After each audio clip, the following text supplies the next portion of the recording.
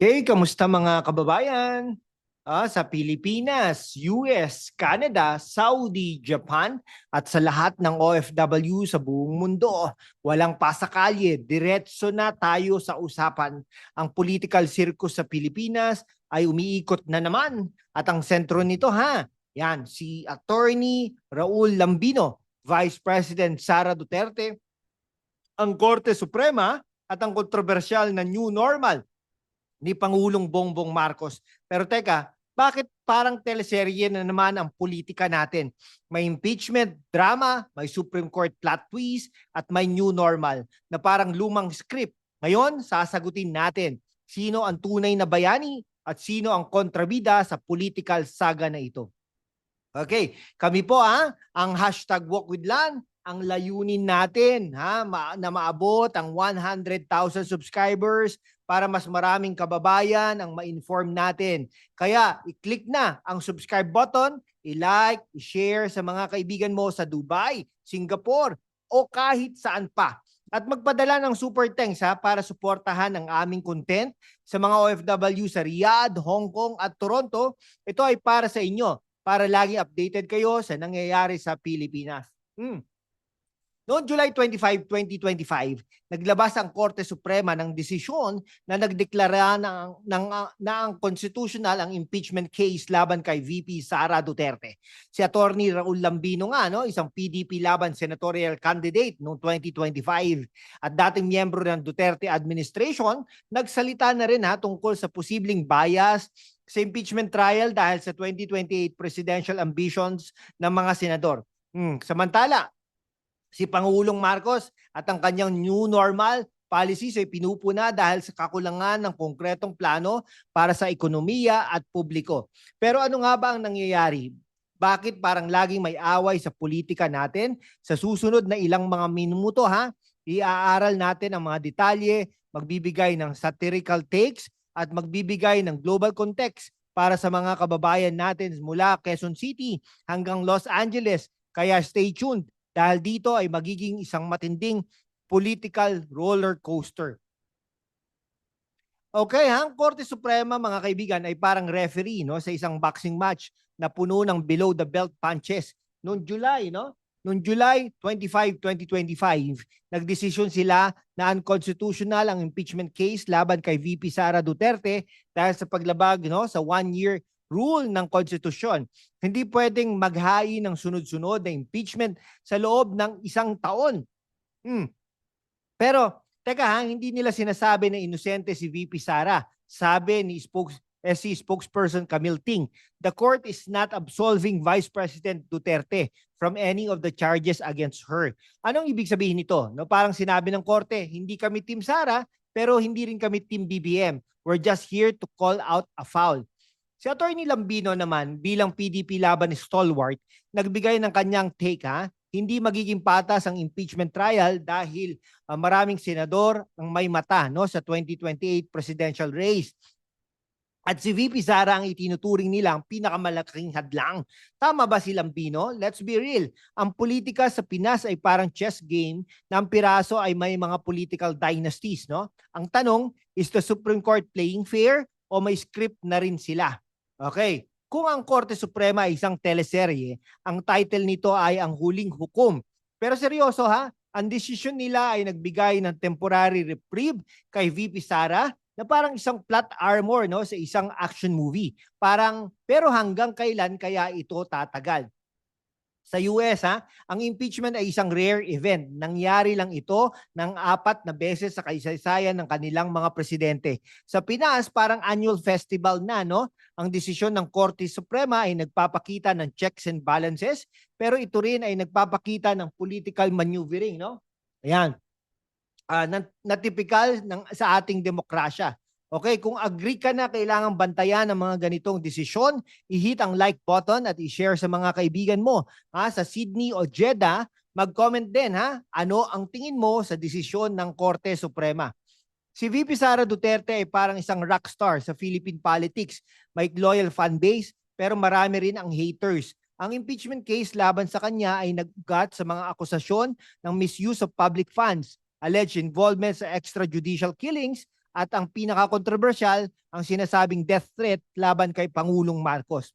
First Lady Lisa Araneta Marcos at House Speaker Martin Romualdez. Okay, pero si VP Sara sa kanyang Facebook post noong November 2024, sinabi na hindi ito tunay na banta kundi isang expression of concern para sa kanyang kaligtasan. Ang tanong, is this a case of political persecution tulad ng sinabi ng kanyang kapatid na si Representative Paulo Duterte? O talagang may basihan ng mga akusasyon? Halimbawa, ang Philippine Statistics Authority noong December 2024 nagsabi na 60% ng 677 individuals na sinasabing nakatanggap ng confidential funds mula sa DepEd ay walang record sa National Civil Registry. Suspicious, di ba? Pero sa kabilang banda, ang timing ng impeachment na isinulong ng mga allies ni Marcos tulad ni House Speaker Martin Romualdez ay nagdudulot ng duda. Isang araw sa Davao, nung mayor pa si Sara, kilala siya sa kanyang tough love approach. Pero ngayon sa national stage, parang siyang nasa hot seat. Ang kwento ng Unity ay nagsimula bilang isang political love story noong 2022 ay nauwi sa isang bitter breakup. Ang drama, mas makulit pa kaysa sa mga K-drama na pinapanood natin. Kung si VP Sara ay isang superhero, ang kanyang superpower ay ang kanyang kakayahang mag-trend sa social media kahit anong sabihin niya. Pero ang kanyang kryptonite, ang House of Representatives na parang may personal vendetta. Ano ang tingin mo kay VP Sara? Bayani ba siya ng masa o isang political dynasty na kailangan panagutin? Mag-comment down below at i-share sa mga kaibigan mo sa Dubai o Singapore. Okay, ngayon pag-usapan natin ang new normal ni Pangulong Bongbong Marcos Pero teka, ano nga ba ito? Walang malinaw na blueprint. Ang sabi ni Marcos, ang kanyang administrasyon ay magdadala ng bagong direksyon para sa ekonomiya at publiko. Pero saan ang detalye? Ang inflation sa Pinas ay nananatiling mataas at ang ekonomiya ay struggling, no? Ayan, ekonomiya ay struggling ayon sa public opinion polls, no? Ang kanyang desisyon ay extradite si former President Rodrigo Duterte sa ICC ay lalong nagpapainit sa political feud. So, ang new normal ay parang isang buzzword na walang substance. Halimbawa, ang kanyang foreign policy pivot patungo sa US at ang mas agresibong stance laban sa China sa South China Sea ay naiiba sa pro-China stance ni Sara Duterte. Pero ang tanong, para kanino ba ito? No? Para sa mga Pilipino o para sa international stage? Ang kanyang alay sa House, tulad ni Speaker Martin Romualdez, ay agresibong nagtulak ng impeachment laban kay VP Sara. No? Pero si Marcos mismo ay nagmalaki na wala siyang kinalaman dito. Really, Mr. President? Kung ang new normal ay isang pelikula, ito ang magiging title. BBM, The Promise of Nothing New. Ang plot, isang presidente na laging nagpapicture sa international stage. Pero ang ekonomiya natin, parang laging nasa supporting role lang.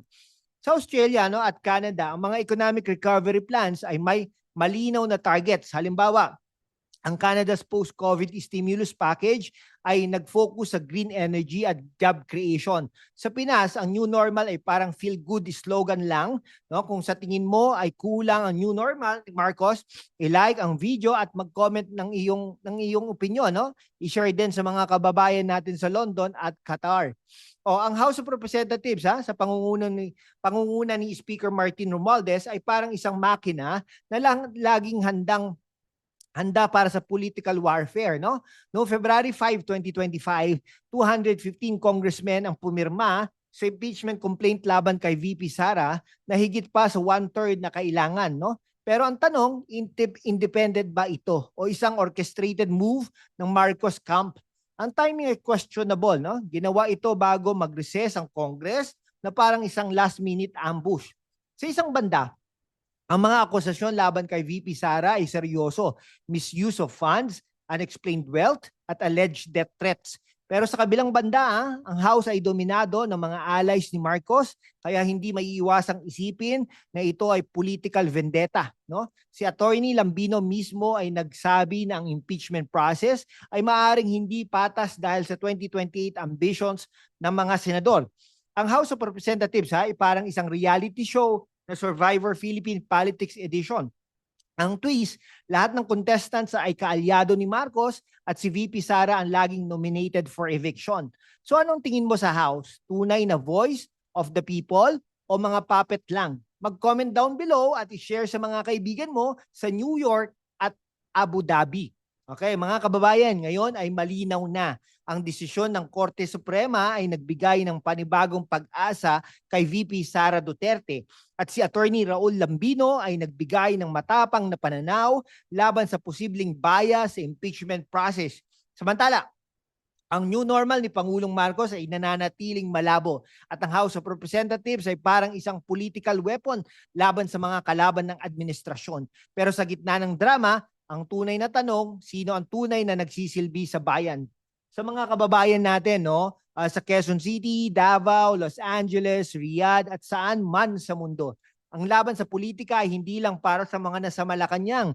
Ito ay para sa atin, para sa mga OFW na nagtatrabaho para sa pamilya, para sa mga kabataan na nangangarap ng mas magandang Pilipinas. Kaya naman, kailangan natin maging informed at involved. Kung nagustuhan mo ang video na ito, i-click ang subscribe button at i-hit ang notification bell para updated ka sa aming weekly political breakdowns. I-like, i-share sa mga kaibigan mo, no, sa Hong Kong, Dubai o Toronto at magpadala ng super thanks para suportahan ang aming channel. Target natin ang 100,000 subscribers. Kaya tulungan mo naman kami, please. Mag-comment din, no? Ano ang susunod na political issue na gusto mong talakayin natin? Salamat at hanggang sa susunod na episode at lagi nating sinasabi, mabuhay ang Pilipinas!